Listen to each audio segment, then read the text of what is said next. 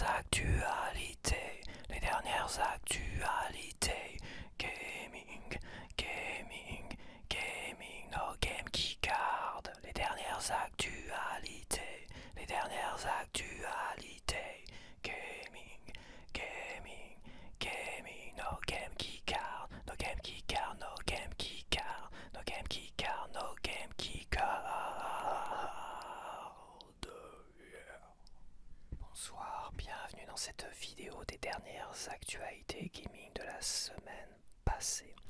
Donc on commence tout de suite avec le premier point d'actualité avec Anthem, qui est un jeu vidéo d'action RPG développé par BioWare d'Electronic Arts. Donc je les adore Electronic Arts, franchement. Sorti le 22 février 2019 sur Xbox, Windows et PS4. C'est un jeu multijoueur et solo également, c'est important parce que en fait le 12 janvier dernier ils ont fermé totalement les serveurs, ce qui rend indisponible le multijoueur et aussi le mode solo, c'est-à-dire plus personne peut y jouer. Voilà, donc si tous ceux qui ont acheté ce jeu là en 2019 et après ne peuvent plus y jouer aujourd'hui. Donc ça rentre encore une fois dans ce système de jeux vidéo qui sont périmés à un moment donné où les éditeurs décident de dire stop. Voilà, stop. Ils auraient pu très bien laisser au moins le solo disponible et tout ça, mais là, ils ont totalement fermé les serveurs, c'est-à-dire que c'est plus du tout disponible et tu peux plus rien télécharger non plus. Donc quand je vois quand même certains qui nous vendent des Game Keycard et autres en disant mais si dans 20 ans il y aura toujours possibilité de télécharger des jeux sur des serveurs, alors on ne sait pas à qui appartiennent les serveurs, est-ce que c'est les serveurs des éditeurs même pour toutes les Game Keycard? Est-ce que c'est les serveurs des éditeurs? Est-ce que c'est les serveurs de Nintendo? Et même, qu'est-ce qui nous garantit qu'un jour, tu vois là, 6 ans après sa sortie, Anthem, c'est terminé, c'est fermé, tu peux plus y jouer, tu as beau l'acheter tu l'as peut-être acheté, je sais pas, 60 €, c'est terminé, c'est baisé pour toi.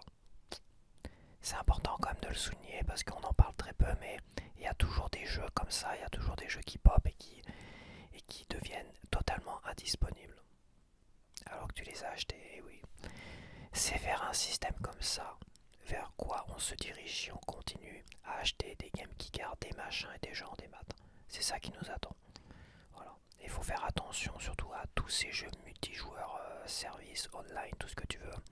Parce que tous ces jeux-là, surtout si tu as mis énormément d'argent dedans, il y a de fortes chances qu'un jour ça puisse fermer et tu perds tout en fait. Fortnite par exemple, c'est peut-être gratuit, mais tous les DLC, les machins, il y en a qui ont mis, ça se trouve, des milliers d'euros dans Fortnite. Et si un jour ils décident de fermer, bon, c'est très populaire, tu te dis, bon, ça tiendra très longtemps, mais on ne sait jamais. Si un jour, donc d'ici quelques années, ils décident de tout fermer, tu perds tout l'argent que tu as mis dedans, tous tes DLC, tout ça. C'est important quand même de le préciser. Encore et encore et encore. Je ne cesse de le marteler, faites attention à tout ce qui est des maths, tout ce qui vous rend esclave des serveurs, des éditeurs et compagnie.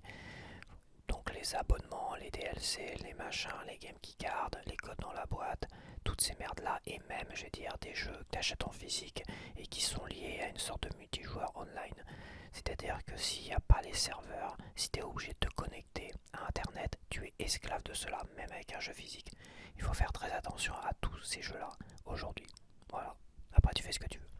En deuxième point d'actualité, on a Sonic Racing Cross World.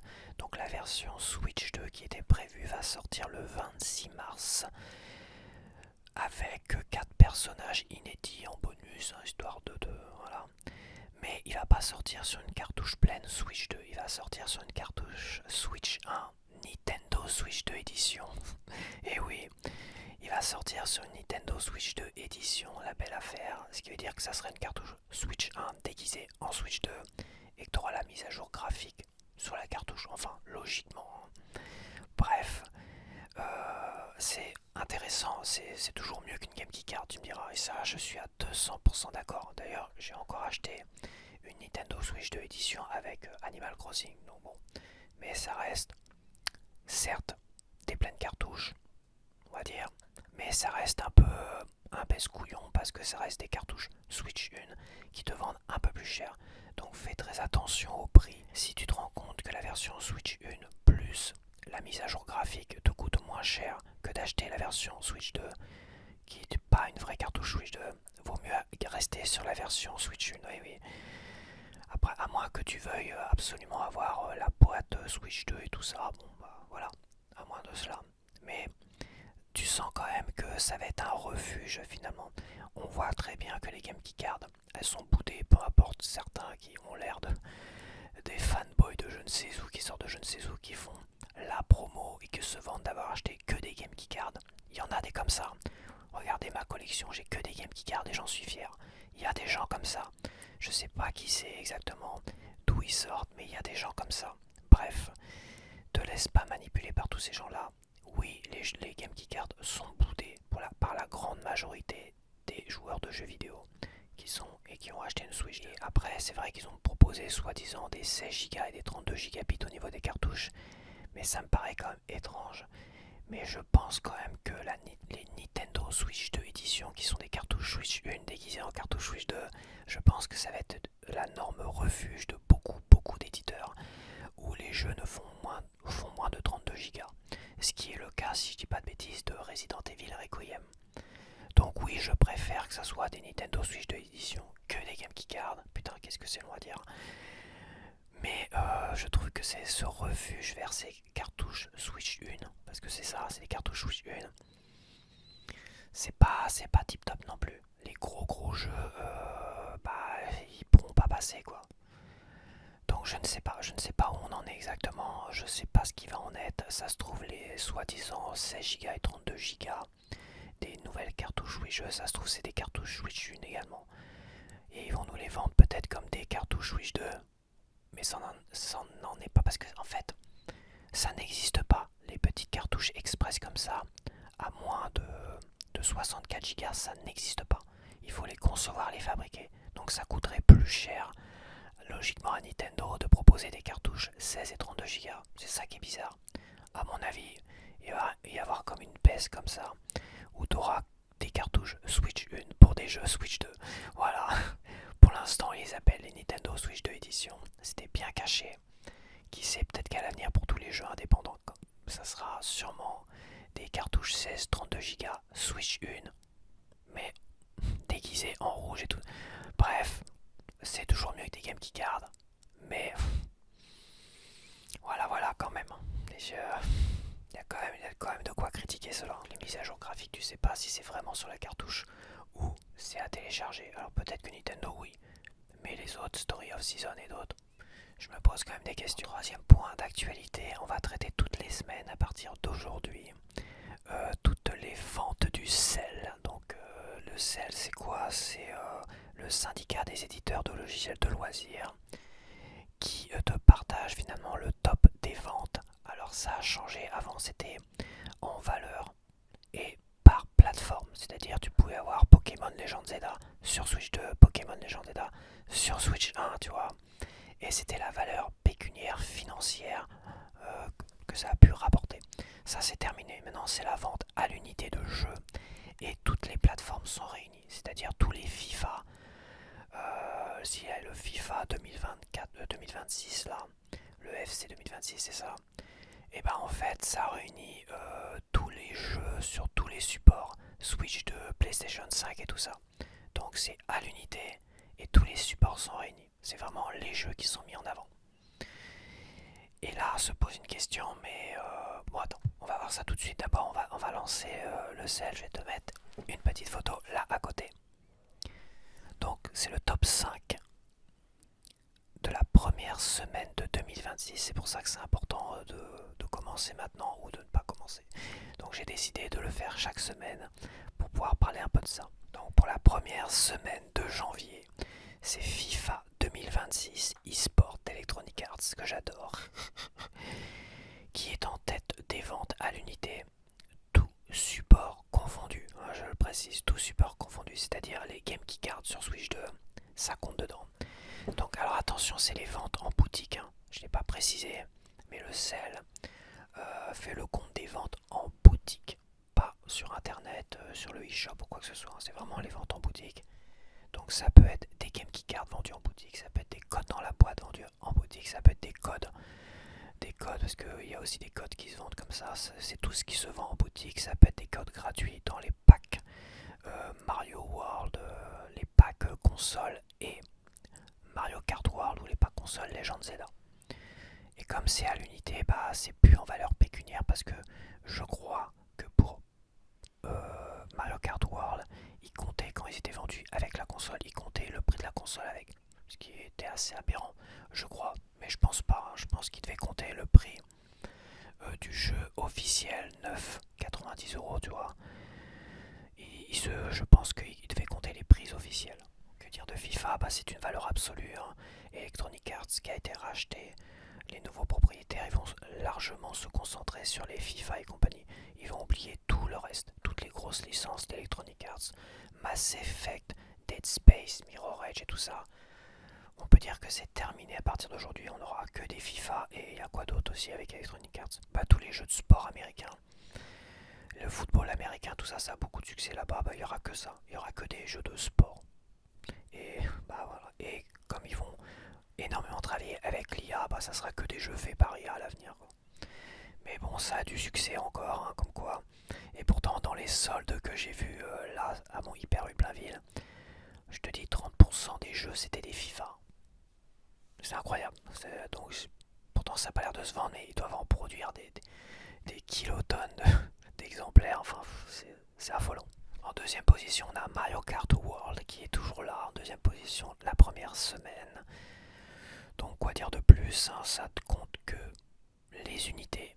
Et ça compte plus la valeur. Donc, en termes d'unités, bah, ça paraît quand même beaucoup encore.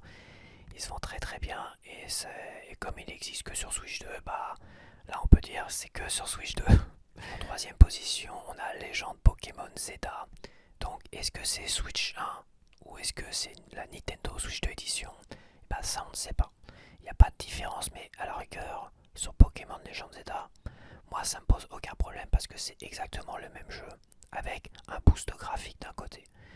Ce qui est le cas la plupart des FIFA. Toi, FIFA il est beau, peut-être plus beau sur PS5 que sur Switch 2, tu vois, ce qui est même sûr. Donc ça, c'est pas très important. Quid de certaines Nintendo Switch 2 éditions qui apportent du contenu supplémentaire par rapport à la première Switch. T'as peut-être 10 €, 15 € de contenu. Pour les Zelda Breath of the Wild et Tears of the Kingdom, bon, c'est juste un apport graphique. Mais pour Jamboree, pour Kirby, le monde oublié, tout ça, et pour le prochain Super Mario Wonder, qui aura du contenu supplémentaire, là, est-ce qu'ils réunissent toutes les ventes ou pas? C'est ça, je me pose la question, parce que ça reste quand même, il y a quand même une grosse différence. C'est-à-dire que c'est une évolution du jeu avec du contenu supplémentaire. Et c'est pas forcément... Donc ça, il y a encore quelques doutes. En quatrième position, on a Call of Duty Black Ops 7. Voilà. Bon, Call of et FIFA, je pense que j'ai bien peur qu'à l'avenir, on aura beaucoup de FIFA et de Call of dans le top 5. Je me demande si c'est une bonne idée, peut-être que oui, mais bon, on verra bien. Donc Call of, il paraît qu'il n'est pas terrible le 7. Donc bon, et il est toujours logiquement prévu sur Switch 2. Alors, je sais pas quand il va sortir et je sais pas dans quel état il va sortir. Et en cinquième, on a Super Mario Party Jamboree. Donc voilà, c'est ce que je disais. Est-ce que c'est la version Switch 1, la version Nintendo Switch 2 édition avec du contenu supplémentaire, ou est-ce les deux réunis? Et bah logiquement, si c'est les deux réunis, bah il y a quand même une petite incohérence quoi. Il faudrait mettre soit l'un soit l'autre parce que c'est pas vraiment le même jeu. C'est pas juste un apport graphique. Donc on va voir dans les semaines prochaines, les semaines qui vont suivre, savoir s'il y aura peut-être un jour une Nintendo Switch 2 édition à côté d'un jeu Switch 1. Je ne sais pas, on verra bien. Donc voilà, ça c'était le top 5 de la première semaine de 2026 pour les ventes en boutique. Donc en quatrième point d'actualité, on a Game One, le retour, point d'interrogation. Donc on a Julien Tellou qui est l'animateur de l'émission principale qu'il y avait sur Game One, qui toutes les chaînes Paramount ont fermé au 31 décembre au soir. Parce que voilà, j'ai vu toutes les chaînes fermées, même la chaîne de films qui était intéressante, de vieux films Paramount. Je suis vraiment un peu écœuré, mais c'est pas grave. Donc apparemment, Julien Tellou a répondu à un commentaire personnes qui regrettaient l'émission de Game One. Il lui a répondu: on revient bientôt.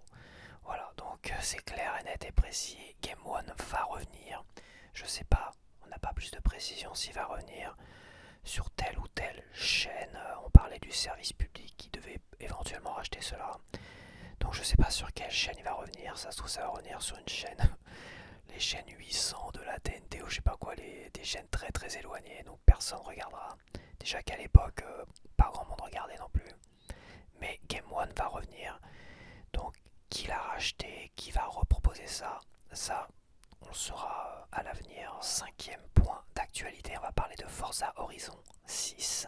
Donc la semaine dernière, j'avais dit que le jeu se déroulerait au Japon et qu'il y aurait une conférence le 22 janvier à 19h, une conférence développeurs qui vont notamment parler de Forza Horizon 6 et de Fable. Mais la date de sortie du jeu aurait fuité à cause de Microsoft qui ont fait une erreur. Pourrait sortir le 19 mai 2026, soit quelques jours après l'accès anticipé pour le 15 mai.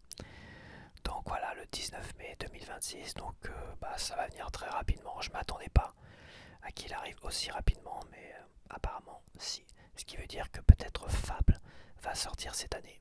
J'espère. Pour les fans de Fable, j'espère, parce que là, l'attente est longue. Sixième point d'actualité, la Switch 2 dépasse en 7 mois seulement les ventes totales de la GameCube au Japon. Oui, au Japon. La GameCube a été vendue à 4 millions,04, donc 4 millions 40 000 exemplaires. Et la Switch 2 pour l'instant a dépassé les 4 millions 90 000 exemplaires au Japon seulement, ce qui est quand même énorme pour le Japon. C'est moins glorieux quand même pour le reste du monde, mais bon, voilà. La GameCube est sortie au Japon le 14 septembre 2001 et la fin de production c'était au 30 novembre 2008, c'est-à-dire 7 ans. En 7 mois, la Switch 2 a dépassé les ventes globales, j'imagine. Ah non, c'est les ventes au Japon, hein, oui. Attention, c'est vraiment qu'au Japon. En 7 mois, la Switch 2 a dépassé les ventes totales de la GameCube en 7 ans. 7 ans de distribution, tout ça. En 7 mois, 7 ans, 7 mois, 7 ans, 7 mois, 7 ans. La vache, c'est quand même un gros record. Ceci étant, ça n'empêche pas que Nintendo en bourse a l'air de dégringoler là. Je sais pas pourquoi, je sais pas à quoi c'est dû, c'est peut-être à cause des RAM, du prix de la RAM qui va augmenter encore et encore. Des ventes qui ont été mauvaises entre novembre et décembre.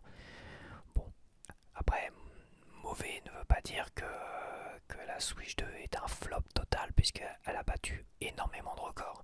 Et tu vois qu'en 7 mois elle a battu 7 ans de vente de GameCube. Et pourtant la GameCube, voilà, ça n'a peut-être pas été le gros succès, mais moi dans ma tête la GameCube je la voyais comme une console populaire quand même. Donc c'est important quand même, on verra à l'avenir ce qu'il en sera. Mais c'était important que je partage quand même ce petit détail. Donc en dernier point d'actualité, on va parler de la rétrospective de 2025 pour Nintendo. Logiquement, tu as reçu un lien en email, donc tu vas sur le site de Nintendo éventuellement, tu te connectes avec ton compte et tu auras tout le détail de ta vie de gamer sur la console Switch ou Switch 2 ou Switch Lite et tout ça. Donc ta vie de gamer, à quel jeu tu as joué, combien de temps tu as joué, tout ça. Et là, on va voir tout de suite pour moi. Bon, je l'ai déjà vu, hein. Mais on va en parler un petit peu et je vais te partager ça. C'est parti pour moi. S'il veut bien cliquer dessus. Donc c'est parti 2025. Chouchou L. Alors j'ai pas mis d'avatar.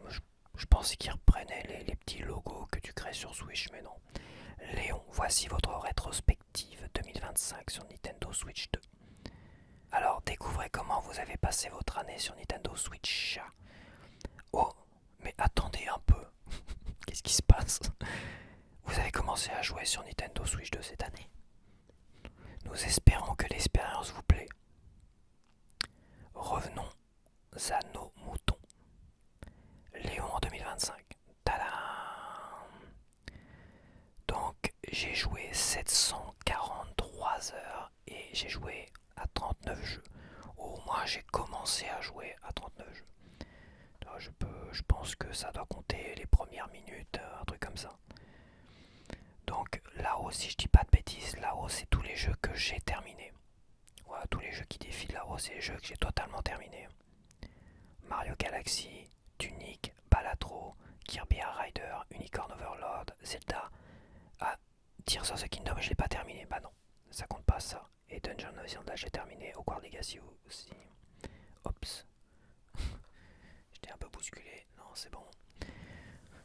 Donc, Tears of the Kingdom, il doit considérer le fait que j'y ai joué peut-être une vingtaine d'heures que je l'ai terminé. Je pense qu'il doit considérer ça. Et en dessous, on va dire que c'est tous les jeux. Ah non, toi, t'as Zelda Breath of the Wild, je l'ai terminé, mais j'ai dû le terminer peut-être avant. Quoique non, je me demande si j'ai pas terminé en 2025. Ouais, il y a Hogwarts Legacy aussi. Et des plein de petits jeux en dessous. Donc voilà, 743 heures, 39 jeux.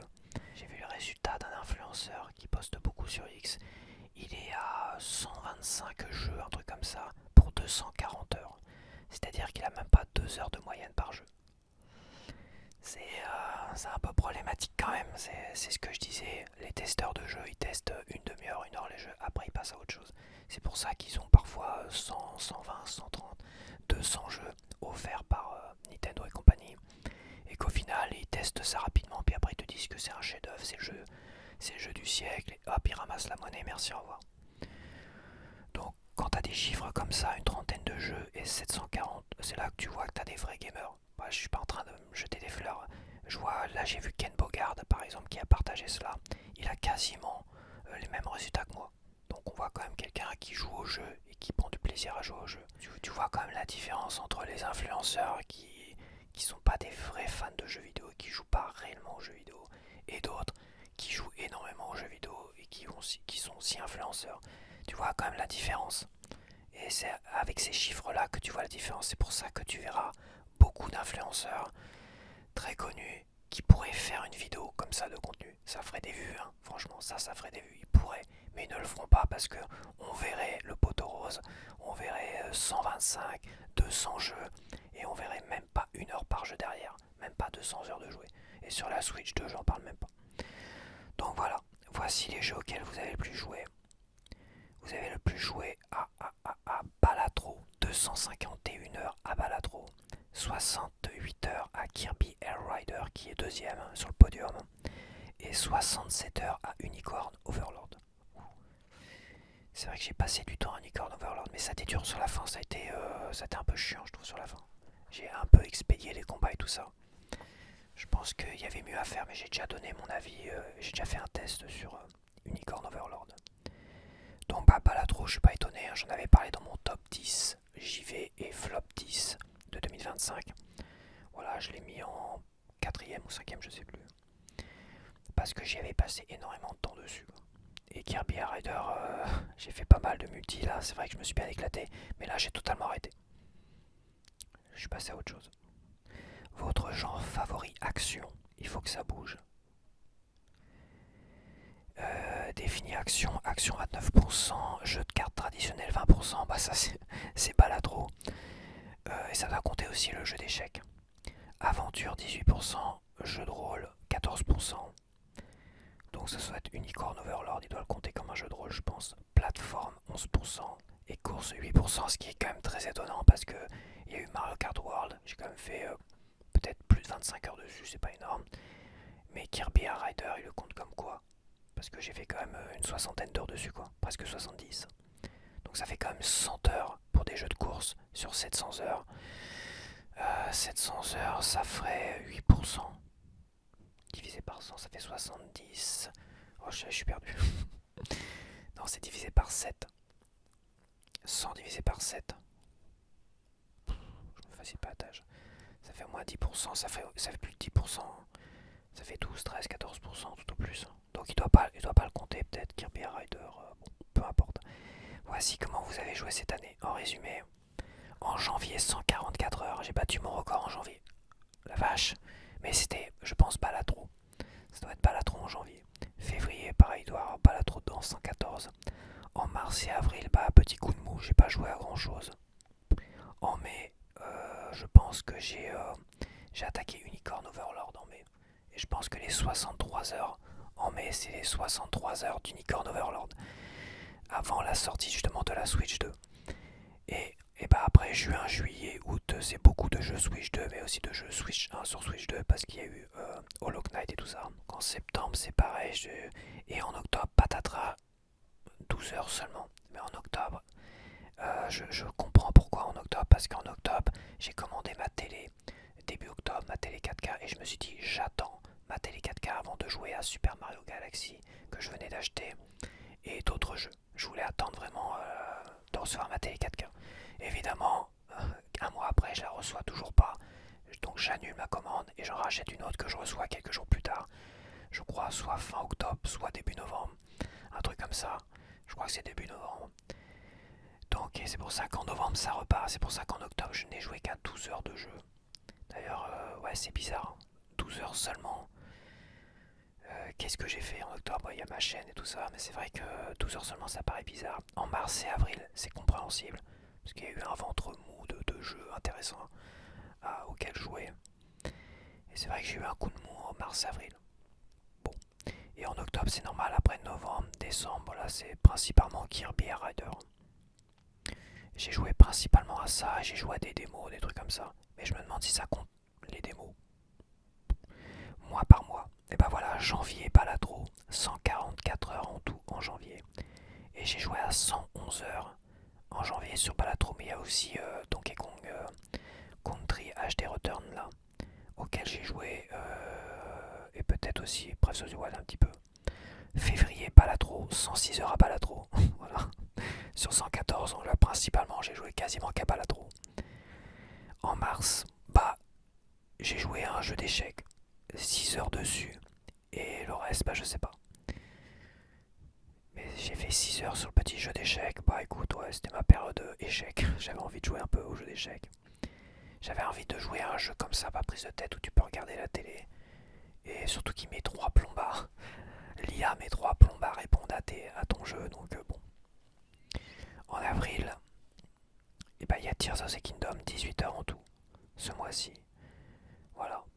20 heures en tout. Et j'ai décroché. Je sais pas pourquoi j'ai décroché. Je crois que j'avais décroché parce que je me suis dit j'y jouerai sur ma télé 4K. Parce que je prévoyais une télé 4K et comme ils avaient annoncé une version Switch 2 édition, je crois déjà. Ouais, c'est ça. Ils avaient annoncé la version Switch 2 édition et je me suis dit, bon, bah, je me paierai la version Switch 2 édition et je continuerai dessus. Et après, plus tard, je me suis dit, bah, je vais attendre ma télé 4K, etc., etc. Et ce serait quand même temps que je m'y remette. Je sais pas si je vais, parce que j'ai pu récupérer mes sauvegardes que je pensais avoir perdues. Et en fait, je sais pas si je vais reprendre là où je vais en... Ouais, ça va être compliqué. Hein. Après plusieurs mois, après avril. D'avril à aujourd'hui, ça fait quand même beaucoup, ça fait presque un an. Est-ce qu'il faudrait pas que je recommence dès le départ ou pas? Je sais pas. Pour redécouvrir en 4K et tout ça, ça peut être pas mal. Mais pareil, est-ce que je dois faire le premier à nouveau en premier? Ouais, je sais pas. Je ferai peut-être les deux. Côte à côte. Un coup de Breath of the Wild et Tears of the Kingdom. Et je te ferai peut-être des gameplays plus réguliers sur ça. Quoi. On verra. En mai, Unicorn Overlord, voilà. 59 heures. Ouais, j'ai quasiment tout le mois de mai, j'ai fait que Unicorn Overlord. En juin, bah, Hogwarts Legacy, l'héritage de Poudlard à la sortie de la Switch 2, c'est vrai que bah, j'ai pu l'avoir pour quelques euros, 10 euros. Avoir la version des maths totale, parce qu'il y avait une... Comme ils proposaient pas de mise à jour graphique, ils ont proposé finalement 10 euros pour avoir la version Switch 2 intégralement. Et sans être obligé d'avoir l'édition Switch 1, à avoir la cartouche de l'édition Switch 1 dans la console. C'était pas obligatoire. Donc il t'offrait pour 10 euros de plus l'édition Switch 2. Alors que l'édition Switch 1, faut le rappeler, c'est une Game Key Card. Et oui, c'était précurseur des Game Key Card. Parce que t'avais pas le jeu complet sur la cartouche. T'avais pas le jeu complet sur la cartouche et t'étais obligé de laisser la cartouche dans la console pour pouvoir y jouer. Et oui. En juillet, Donkey Kong Bonanza, j'y joué 42 heures. Voilà. Donc, et l'autre moitié, je sais pas. Parce que là, c'est vrai qu'en juin, 94 heures, il doit y avoir Mario Kart World 25 heures. Et à Cyberpunk, c'est pareil que tu vois, là je vois pas Cyberpunk. Cyberpunk, je pense qu'il a été coupé entre juin et juillet. Parce que j'ai joué plus d'une quarantaine d'heures. Mais comme il a été coupé entre 2 mois, il est pas montré. Donc, et Combat ça c'est vrai que c'était quand même une belle expérience. En août, il y a Dungeon of the Endless, 24 heures seulement, sur 63 heures, donc le reste ça doit être, je pense, j'ai dû piocher des jeux, faire beaucoup de tests, je sais pas, je me rappelle plus. En septembre, Hollow Knight, voilà. Donc j'ai fait Hollow Knight, je sais plus combien d'heures j'ai fait dessus. Est-ce que c'est 30 heures, est-ce que c'est pas plus de 30 heures quand même? Je crois que c'est une quarantaine d'heures quand même, je sais plus. En septembre, hop, octobre, Balatro. Ah mais j'ai fait 12 heures de Balatro, non j'ai fait 8 heures de Balatro. Donc en patientant pour ma télé, je me suis dit bah tiens je vais faire du Balatro. Et j'ai fait 8 heures de Balatro quand même. Et les 4 autres heures, bah je sais pas trop ce que c'est, j'ai dû tester, si j'ai dû tester, j'ai dû faire un gameplay découverte de Super Mario Galaxy, tout ça. Et en novembre, bah voilà, j'ai ma télé, j'ai fait 45 heures, dont 32 sur Kirby Air Rider. Et le reste, ça doit être sur Super Mario Galaxy le premier. Parce que j'ai pas fait le 2. Et en décembre, bah, que du Kirby Air Rider quasiment. Plus sûrement des gameplays pour ma chaîne et tout ça. Voilà, voilà. Donc l'heure est venue. L'heure est venue. Désignez votre jeu préféré de 2025. Bon, je l'avais déjà fait et je vais le refaire là. J'ai choisi, et ça entre en cohérence avec mon top 10 et mon flop 10 de 2025. Je vais choisir Cyberpunk 2077 qui pour moi est clairement la plus grosse surprise que j'ai eue pour 2025 en termes de jeu que j'ai terminé tout ça. Kirby Rider est derrière et après Balatro et troisième. Voilà, je mets Kirby Rider deuxième. Dommage pour le mythe du joueur qu'il soit abandonné. Faut faire vivre un jeu comme ça, sinon bah, les gens ils ont pas trop envie d'y rester quoi. Et Balatro, bah ce côté additif et machin, je le mets en troisième et pas premier non plus. Tu vois, par rapport au nombre d'heures, parce que c'est pas un jeu qui marque par son intérêt, son histoire, son amusement. Balatro c'est un peu un jeu d'occupation. Tu t'occupes l'esprit comme ça, tu joues à Balatro, tu regardes la télé en même temps. Voilà, mais c'est comme un super jeu qui... Ah, t'as envie de passer ta vie à Balatro, à jouer à Balatro quoi. Donc et voilà. Partagez vos stats, partagez votre rétrospective avec vos proches. Non, non. Je garde ça secret. Avant de finir,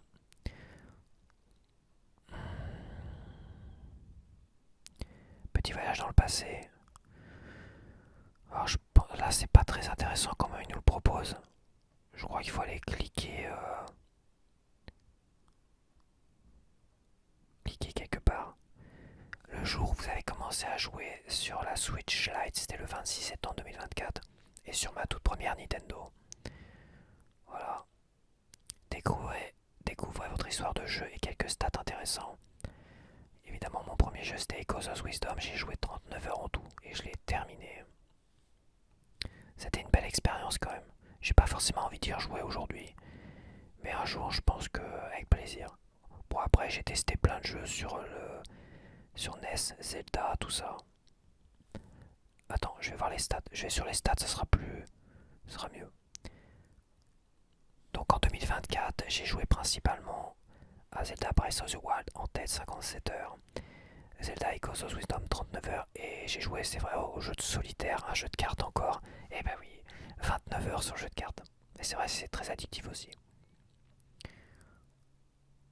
Voilà, votre profil de 2024, action 31, aventure 31, survie 17, survie. Survie de quoi? Je sais pas c'est quoi le jeu de survie, jeu de cartes traditionnel, puzzle et plateforme. Résumé de votre année 2024, donc septembre, 18 heures. Voilà, j'ai commencé fin septembre, ce qui est normal. Octobre, 73 heures. Premier mois avec ma première Nintendo. Et novembre, patatras, 12 heures. J'ai eu un gros coup de mou en novembre, je sais plus pourquoi. Et c'est vrai que je me rappelle que Zelda Breath of the Wild, je l'avais arrêté. Et quand je l'avais repris, c'était compliqué de se remettre dedans et tout ça. Et décembre, 49 heures, hop, rebelote. Donc en septembre, 18 heures sur Echoes of Wisdom. En octobre, 29 heures sur Solitaire Deluxe. 29 heures quand même sur ce jeu-là. Plus la fin d'Echoes of Wisdom. En novembre, novembre, j'ai attaqué Zelda Breath of the Wild, j'ai fait que 10 heures. Non, mais j'ai pas dû l'attaquer en novembre, j'ai dû l'attaquer en octobre quand même. Parce que j'ai fait que 12 heures en tout en novembre. En décembre, 41 heures sur Breath of the Wild. Voilà. Bon, c'était des petites stats, c'était vraiment mon début sur Nintendo, hein. J'avais que, de toute façon, j'avais que deux jeux. J'avais que deux jeux physiques. Ah si, j'avais commandé le jeu d'Ubisoft de stratégie, c'est Mario et les lapins crétins, tu vois. Mais je l'avais gardé sous blister, je l'avais pas ouvert. Et pour Noël, je m'étais offert Super Mario Wonder, que j'ai eu après Noël. Et voilà, c'est tout. Donc je devais avoir deux trois jeux qui se battaient en duel là. Et puis c'est terminé pour moi. Donc voilà, j'espère que ça t'a plu, que cette vidéo t'a plu, hein. N'hésite pas à liker, à commenter et à t'abonner si tu n'es pas abonné et que t'aimes bien ce genre de petites vidéos et que t'aimes bien la SMR, évidemment. Et on se retrouve donc à la semaine prochaine. Bye bye.